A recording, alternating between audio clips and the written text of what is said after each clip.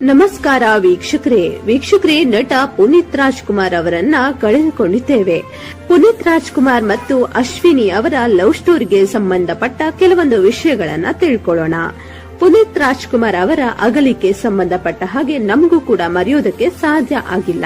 ಹಾಗೆ ಶಿವಣ್ಣ ಆಗಿರ್ಬೋದು, ರಾಘಣ್ಣ ಆಗಿರ್ಬೋದು ಅಥವಾ ಇತರೆ ಬಂಧುಗಳಾಗಿರ್ಬೋದು, ಅವರಿಗೂ ಕೂಡ ಸದ್ಯಕ್ಕೆ ಮರೆಯೋದಕ್ಕೆ ಸಾಧ್ಯ ಇಲ್ಲ.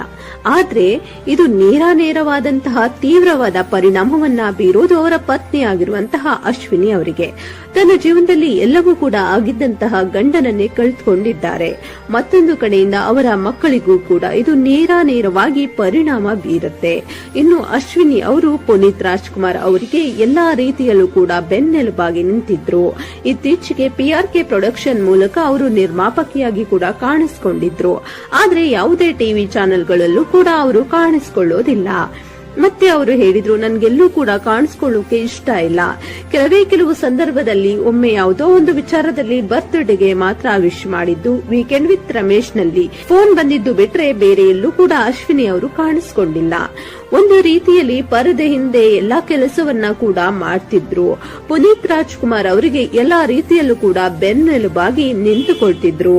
ಈ ಅಶ್ವಿನಿ ಪುನೀತ್ ರಾಜ್ಕುಮಾರ್ ಅವರ ಪರಿಚಯ ಆಗಿದ್ದು ಹೇಗೆ, ಇವರ ಲವ್ ಸ್ಟೋರಿ ಯಾವ ರೀತಿಯಾಗಿತ್ತು, ಮದುವೆಯಾಗಿದ್ದು ಯಾವ ರೀತಿಯಾಗಿ, ಅದಕ್ಕೆ ಸಂಬಂಧಪಟ್ಟಂತಹ ಒಂದಷ್ಟು ಇಂಟ್ರೆಸ್ಟಿಂಗ್ ಡೀಟೇಲ್ಸ್ ಗಳನ್ನ ಇವತ್ತು ಈ ವಿಡಿಯೋದಲ್ಲಿ ನೋಡೋಣ.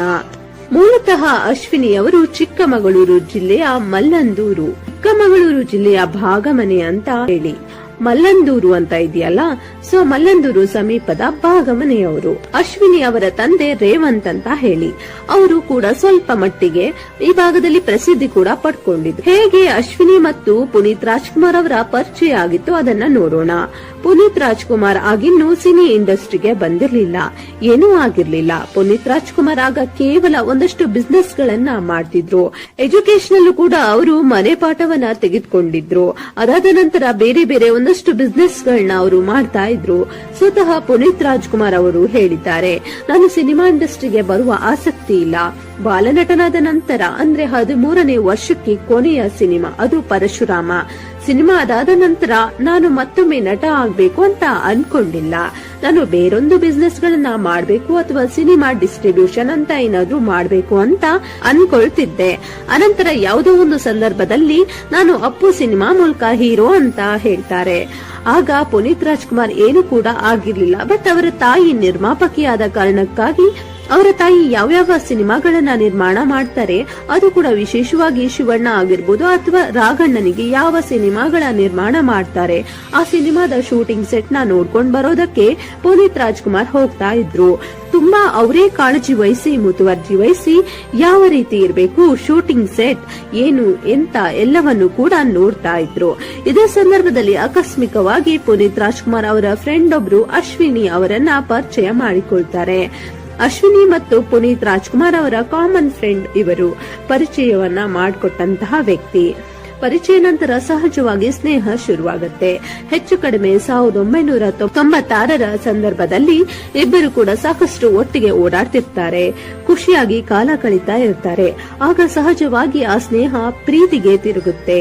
ಪ್ರೀತಿಗೆ ತಿರುಗಿದ ನಂತರ ಇಬ್ಬರು ಕೂಡ ನಿರಂತರವಾಗಿ ಫೋನ್ ನಲ್ಲಿ ಮಾತನಾಡೋದು ಅಂತದೆಲ್ಲವೂ ಕೂಡ ನಡೀತಾ ಇರುತ್ತೆ. ಆದ್ರೆ ಪುನೀತ್ ರಾಜ್ಕುಮಾರ್ ಅವರಿಗೆ ಒಂದು ಆತಂಕ ಇರುತ್ತೆ, ಮನೆಯಲ್ಲಿ ಹೇಗಪ್ಪ ಹೇಳೋದು ಅಂತ ಹೇಳಿ. ಒಂದು ಸಾಮಾನ್ಯವಾದ ಕುಟುಂಬದವರಲ್ಲ, ದೊಡ್ಡ ಮನೆ, ಸ್ವಲ್ಪ ಎಡವಟ್ಟಾದ್ರೂ ಕೂಡ ಬಹಳ ದೊಡ್ಡ ಮಟ್ಟದಲ್ಲಿ ಸುದ್ದಿ ಆಗುತ್ತೆ. ಈಗ ಲವ್ ಸ್ಟೋರಿ, ಹಾಗಿದ್ರೆ ದೊಡ್ಡ ಮನೆ ಹುಡುಗ ಲವ್ ಬಿದ್ದಿದ್ದಾನಂತೆ ಹಾಗೆ ಅಂತ ಬೇರೆ ಕಡೆ ಕೂಡ ಸುದ್ದಿ ಆಗುತ್ತೆ. ಜೊತೆಗೆ ಲವ್ ಅಂದಾಗ ಒಂದು ಸಹಜವಾದ ಆತಂಕ ಇದ್ದೇ ಇರುತ್ತೆ ಯಾರಿಗಾದ್ರೂ ಕೂಡ. ಮನೆಯಲ್ಲಿ ಹೇಳೋದಕ್ಕೆ ಇವರಿಬ್ರು ಸಿಕ್ಕಾಪಟ್ಟೆ ಓಡಾಡೋದನ್ನ ಶಿವಣ್ಣ ಸೂಕ್ಷ್ಮವಾಗಿ ಗಮನಿಸಿದ್ರಂತೆ. ಯಾಕಂದ್ರೆ ಅಶ್ವಿನಿ ಅವರು ಶಿವಣ್ಣ ಅವರ ಸಿನಿಮಾದ ಶೂಟಿಂಗ್ ಸೆಟ್ಗೆ ಕೂಡ ಆಗಾಗ ಬರ್ತಾ ಇದ್ರಂತೆ, ತುಂಬಾ ಗಮನಿಸ್ತಾ ಇದ್ರಂತೆ. ಜೊತೆಗೆ ಮನೆಯಲ್ಲೂ ಕೂಡ ಯಾವಾಗ್ಲೂ ಫೋನ್ ನಲ್ಲೇ ಮಾತನಾಡ್ತಿದ್ರಂತೆ. ಹೀಗಾಗಿ ಪಾರ್ವತಮ್ಮ ರಾಜ್ಕುಮಾರ್ ಅವರು ಹೇಳಿದ್ರಂತೆ, ಯಾಕೋ ಪದೇ ಗುಸು ಅಂತ ಫೋನ್ ಮಾಡ್ತಾನೆ, ಏನೋ ನಡೀತಿರೋದು ಒಂದು ಕಣ್ಣಿಟ್ಟಿರುವಂತ ಶಿವಣ್ಣ ಅವರಿಗೆ ಹೇಳ್ತಾರಂತೆ. ಸ್ವಲ್ಪ ದಿನ ನೋಡಿದ ಮೇಲೆ ಶಿವಣ್ಣ ಅವರಿಗೆ ಅಪ್ಪು ಲವ್ವಲ್ಲಿ ಬಿದ್ದಿದ್ದಾನೆ, ಒಂದು ಹುಡುಗಿನ ಪ್ರೀತಿಸ್ತಾ ಇದ್ದಾನೆ ಅನ್ನುವ ವಿಚಾರ ಗೊತ್ತಾಗುತ್ತೆ. ಆಗ ಶಿವಣ್ಣ ಏನ್ ಮಾಡ್ತಾರೆ, ಈ ವಿಚಾರ ತಂದು ಪಾರ್ವತಮ್ಮ ರಾಜ್ಕುಮಾರ್ ಅವರಿಗೆ ಹೇಳ್ತಾರಂತೆ. ಅಪ್ಪು ಯಾರನ್ನೋ ಪ್ರೀತಿಸ್ತಿದ್ದಾರಂತೆ, ಬಟ್ ಏನು ಅಂತ ಗೊತ್ತಿಲ್ಲ ನನ್ಗೆ, ಮದ್ವೆಗೂ ಪ್ಲಾನ್ ಮಾಡ್ಕೊಂಡಿರ್ಬಹುದು ಅಂತ ಶಿವಣ್ಣ ಹೇಳ್ತಾರೆ.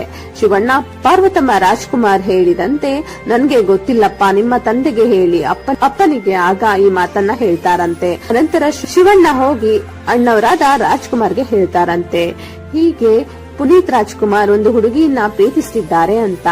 ಒಟ್ಟಾರೆ ಮೊದಲು ಮನೆಯಲ್ಲಿ ಈ ಸುದ್ದಿಯನ್ನ ಬ್ರೇಕ್ ಮಾಡಿದ್ದೆ ಶಿವಣ್ಣ ರಾಜ್ಕುಮಾರ್ಗೆ ಹೇಳಿದಾಗ, ಓಕೆ, ಪರಸ್ಪರ ಇಬ್ರು ಇಷ್ಟಪಟ್ಟಿದ್ರೆ ಯಾಕೆ ಮದುವೆ ಆಗ್ಬಾರ್ದು, ಅವರವರ ಇಷ್ಟ, ಅವರು ಚೆನ್ನಾಗಿದ್ರೆ ಆಯ್ತು, ಇಷ್ಟಪಟ್ಟಿದ್ರೆ ಮದುವೆ ಆಗ್ಲಿ, ನಾನು ಒಂದು ಟೈಮ್ ನೋಡಿ ಅವ್ರ ಹತ್ರ ಮಾತಾಡ್ತೀನಿ ಅಂತ.